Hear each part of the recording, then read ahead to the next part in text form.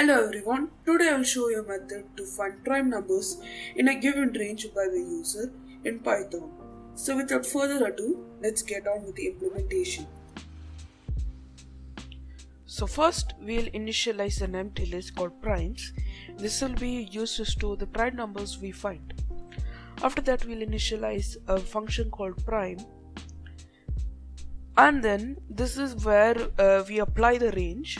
So say user input 1 is 1 and user input 2 is 5. So Python, if you put without this, it will calculate from 1 to 4, but if you put this, it will be 1 to 5, which is the correct one.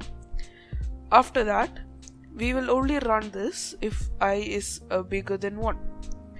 And then for j in range 2 to I, so say I was it was iterating to 1 to 5, and it is currently position 2, so it will go from 2 to 2, and then if it is a 3, it will go from 2 to 3, and so on. And if I, that means the number it's currently iterating in, say 3, is able to be divided by j, that means it is not a prime number, so we will break and continue. Else if it is something else than 0, primes dot append I.